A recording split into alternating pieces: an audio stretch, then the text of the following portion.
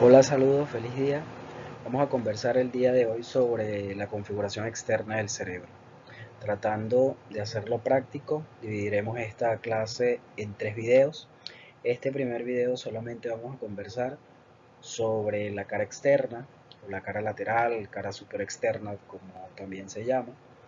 Y un segundo video donde hablaremos o de la cara interna o de la cara inferior, y el tercer video de la cara que estaría faltando de esas dos.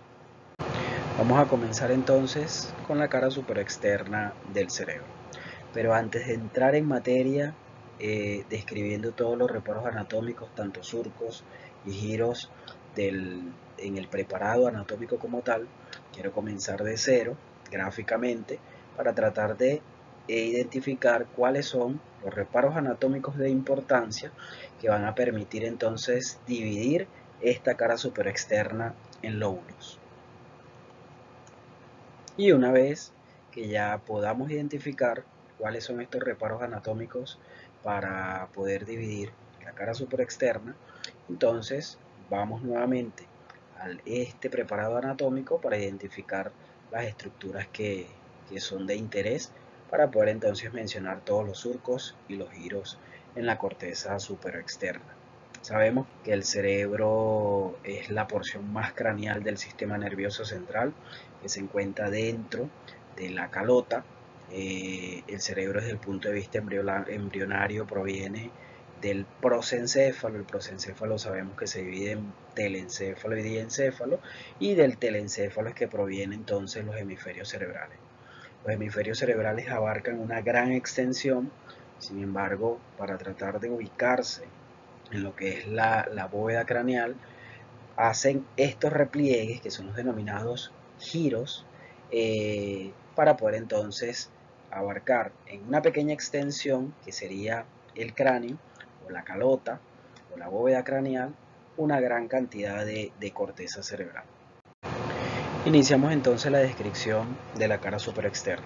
Iniciamos con este gráfico, como lo había mencionado. Vamos a tratar de iniciar desde cero. Esto es la silueta del preparado anatómico que habíamos visto hace un momento.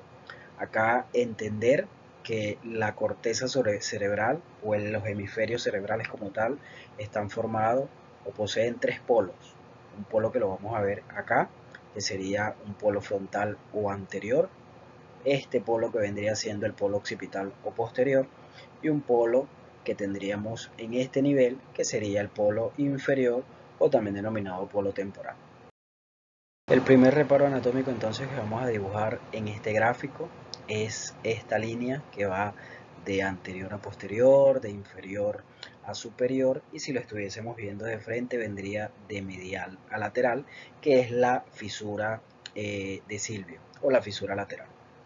El siguiente reparo anatómico que tenemos que ubicar es este surco vertical, que vendría siendo la proyección gráfica del surco central, anteriormente conocido como surco de Rolando.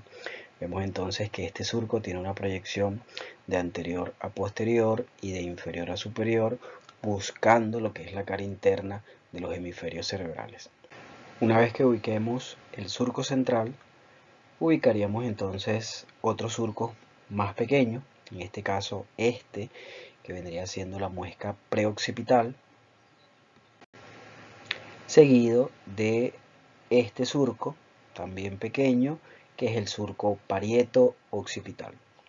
Una vez que se tengan estos surcos, vamos a trazar líneas imaginarias. Las líneas imaginarias van una línea que una el surco parieto-occipital con la muesca preoccipital, y una línea que se dirija de forma tangencial hacia lo que es la rama posterior de la fisura de Silvio.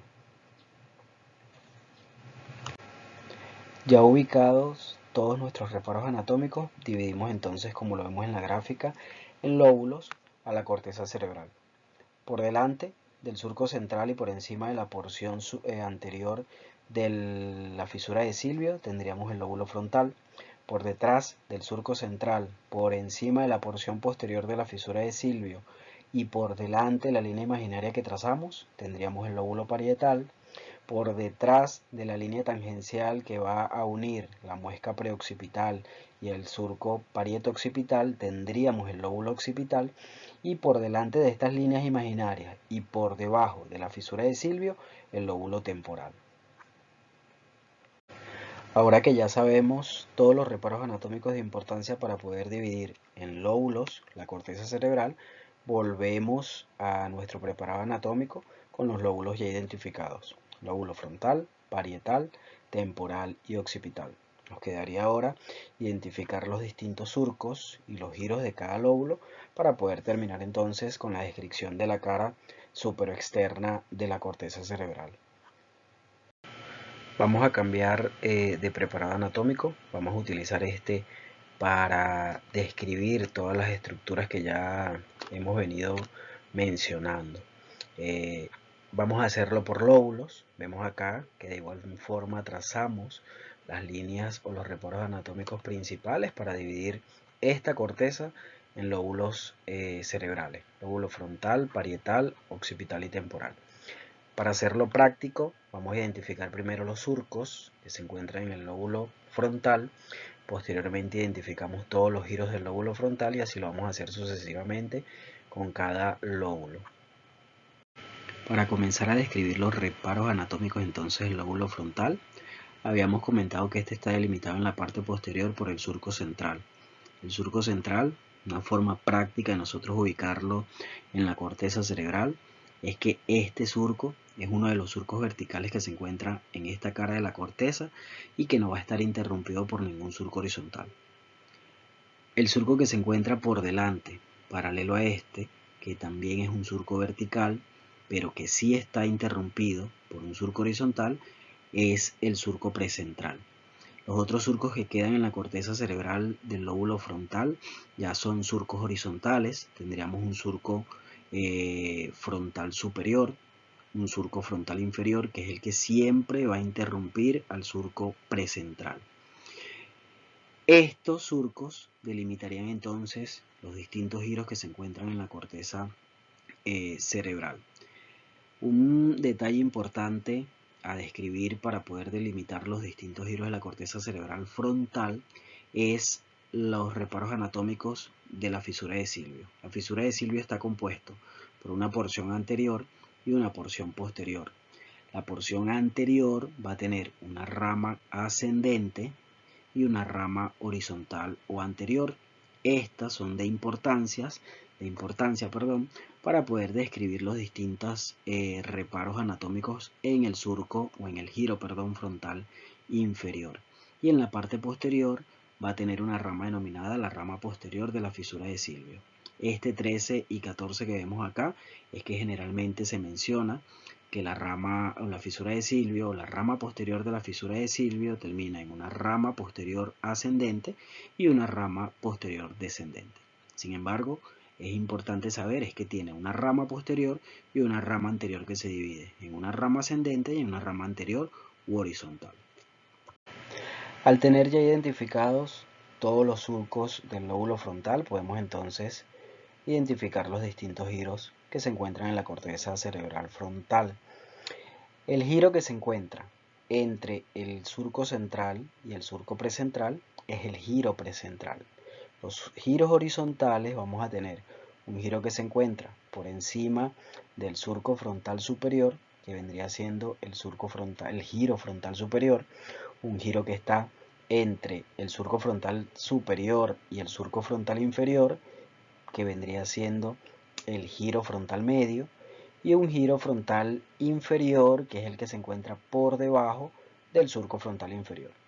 El giro frontal inferior se subdivide además, de acuerdo a lo que había mencionado de las ramas anteriores de la fisura de Silvio, en un surco que se encuentra, un giro, que se encuentra por delante de la porción inferior del surco precentral y por detrás de la rama ascendente de la porción anterior de la fisura de Silvio, que vendría siendo la porción opercular del giro frontal inferior.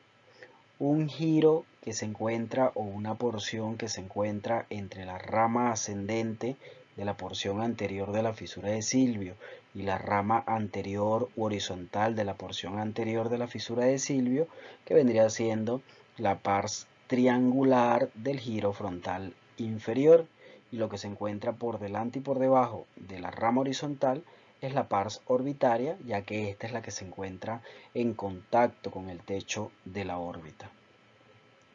Otra estructura que se menciona también en las literaturas es este número 7 que vemos acá, que es la porción más inferior del giro precentral y que es el denominado giro subcentral.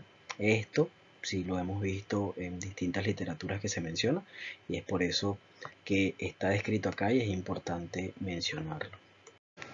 Pasando al lóbulo parietal, tenemos entonces dos surcos importantes. Un primer surco, que es un surco vertical también, paralelo al surco central, y que de igual forma lo podemos distinguir del surco central porque este surco está interrumpido por otro surco horizontal. Este surco vertical, que se encuentra entonces posterior al surco central, es el surco poscentral, y el surco horizontal que lo interrumpe es el denominado surco intraparietal. Una vez ya identificados estos surcos en el lóbulo parietal, podemos ya describir los giros que se encuentran acá. Entre el surco central y el surco poscentral vamos a encontrar este giro, que también es vertical y sigue la misma disposición que el giro precentral, y es el denominado giro poscentral. Los surcos que se encuentran entre el surco, los giros, perdón, que se encuentran entre el surco intraparietal, divide al lóbulo parietal en lobulillos, o un lóbulo parietal superior y un lóbulo parietal inferior. El lóbulo parietal superior no tiene ninguna subdivisión, pero el lóbulo parietal inferior sí. Este lóbulo parietal inferior lo vamos a subdividir en esta porción, que es la número 10 que se identifica acá en el preparado anatómico, que es el giro supramarginal, y esta porción en amarillo, que es la 12, que es el giro angular. ¿Cómo podemos identificar estos dos giros en el preparado anatómico? Primero, el giro supramarginal sabemos que se encuentra por debajo del surco intraparietal, por detrás del surco poscentral, y siempre el giro temporal superior, como lo vamos a ver cuando describamos el lóbulo temporal, siempre va a terminar en el giro supramarginal. Entonces, tenemos varias formas de describirlo o de ubicarlo.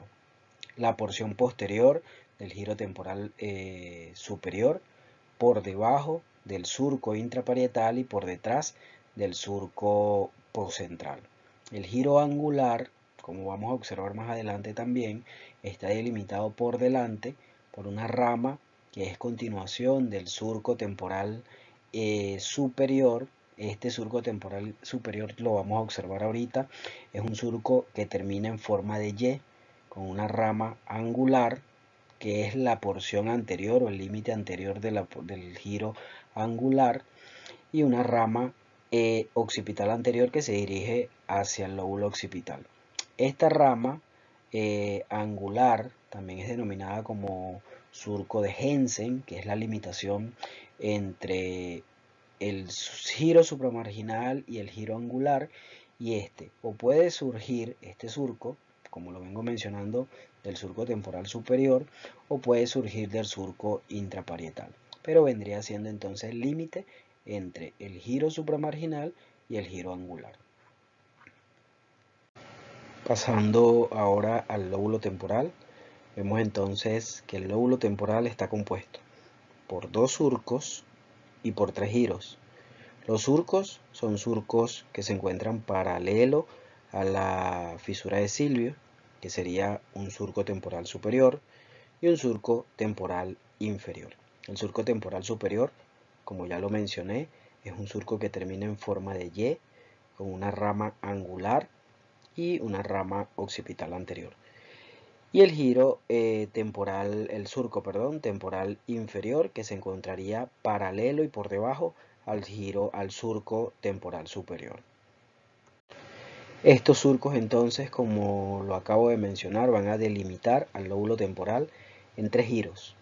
Un giro temporal superior, que se encuentra entre la fisura de Silvio y el surco temporal superior, y como acabo de mencionarlo también en el lóbulo parietal, este siempre termina en el giro supramarginal. Tenemos un giro temporal medio que se encuentra entre el surco temporal superior y el surco temporal inferior, y un giro temporal inferior que se continúa por la cara basal o la cara inferior, que se encontraría por debajo del surco temporal inferior. Y el último lóbulo que nos faltaría sería el lóbulo occipital. Generalmente en la corteza superexterna del lóbulo occipital los giros y los surcos son inconstantes. Sin embargo, se menciona que pueden haber tres giros, que van de anterior a posterior y se denominarían giros occipitales: anterior, medio y posterior. Sin embargo, generalmente en esta corteza o en esta cara superexterna los giros occipitales son bastante inconstantes. Ya con esto entonces describiríamos todos los surcos y todos los giros de la corteza superexterna. Ya nos quedaría entonces para un siguiente video hablar de la cara interna y hablar de la cara basal o de la cara inferior. Muchas gracias entonces por su atención y nos vemos en un próximo video.